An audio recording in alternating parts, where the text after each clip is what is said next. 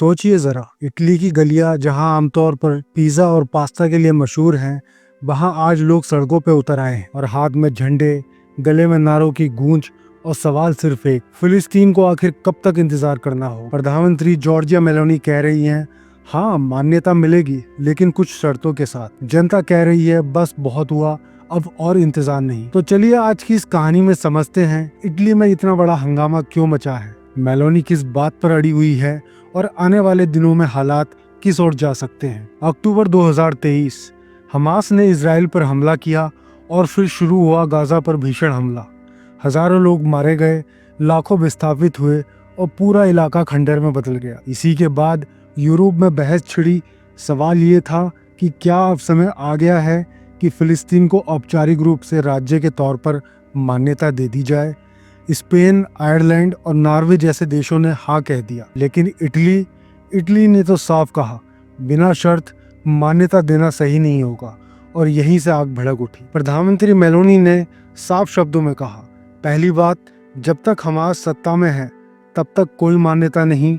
दूसरी बात, जब तक सारे बंधक रिहा नहीं होते तब तक इटली हाँ नहीं कहे। उनका तर्क है कि अभी मान्यता देना समस्या का समाधान नहीं बल्कि उसे और उलझा देना है। लेकिन विपक्ष और आलोचक कहते हैं ये असल में बहाना है, असली मकसद तो इजराइल को नाराज ना करना है। अब आते हैं इटली की जनता पर। छात्र, मजदूर, यूनियन, सामाजिक संगठन सभी सड़कों पर उतर आए हैं। लोगों का कहना है कि सरकार को तुरंत फिलिस्तीन को मान्यता देनी चाहिए और गाजा में जो हो रहा है उसके खिलाफ स्पष्ट आवाज उठानी चाहिए। जून 2025 में रोम की सड़कों पर लगभग 3 लाख लोग इकट्ठा हुए। नारों की गूंज थी, स्टॉप द मैसाकर, फ्री फिलिस्तीन। इतना बड़ा हुजूम शायद दशकों में पहली बार देखने को मिला। सितंबर 2025 आते आते आंदोलन और उग्र हो गया। एक जनरल स्ट्राइक का ऐलान हुआ, पोर्ट्स बंद कर दिए गए, जिनुआ और लिवोर्नो जैसे बड़े बंदरगाह ठप हो गए, स्कूल बंद, बसें और ट्रेनें रुक गई। पूरे देश में कामकाज लगभग रुक सा गया। लोगों का संदेश साफ था, अगर सरकार हमारी नहीं सुनेगी तो हम भी देश को रोक देंगे। लेकिन इस बीच मिलान में हालात बिगड़ गए। सेंट्रल स्टेशन के बाहर प्रदर्शनकारियों और पुलिस में भिड़ंत हो गई। पत्थर चले, स्मोक बम फेंके गए, पुलिस ने आंसू गैस छोड़ी। कई लोग घायल हुए और दर्जनों गिरफ्तार भी किए गए। इसे मीडिया ने नाम दिया मॉसिव वायलेंस इन इटली। मेलोनी ने इस हिंसा को शर्मनाक और निंदनीय बताया। उन्होंने कहा यह सब हुलिगनिज्म है, आंदोलन को बदनाम करने की साजिश है। लेकिन जनता और विपक्ष का कहना है कि असली हुलिगनिज्म सरकार कर रही है, चुप रहकर और इजराइल के पक्ष में खड़े होकर। मतलब साफ था, देश 2 हिस्सों में बंट चुका था, सरकार बनाम जनता। अगर यूरोप पर नजर डालें तो तस्वीर और दिलचस्प है। स्पेन, आयरलैंड और नॉर्वे ये देश फिलिस्तीन को मान्यता दे चुके हैं। जर्मनी, फ्रांस और इटली ये सतर्क क्लब का हिस्सा है।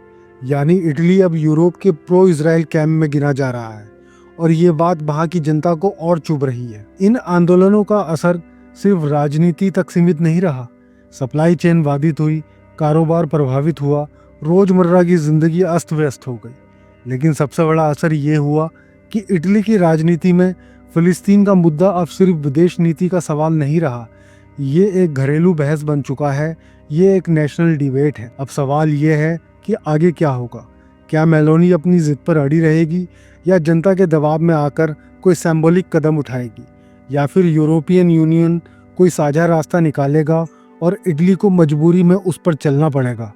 फिलहाल इतना साफ है कि जनता चुप बैठने वाली नहीं है और मेलोनी सरकार भी इतनी आसानी से पलटी खाने वाली है नहीं। तो कहानी ये है, इटली में आज सिर्फ पास्ता ही नहीं पक रहा, राजनीति का भी तकड़ा कड़ाहा उबल रहा है। एक तरफ जनता की जबरदस्त मांग, फ्री फिलिस्तीन, रिकॉग्निशन नाउ, दूसरी तरफ मेलोनी का साफ इनकार, रिकॉग्निशन तभी जब शर्तें पूरी होंगी। अब देखना यह है कि आने वाले हफ्तों में कौन जीतेगा, जनता की आवाज या सरकार की जिद।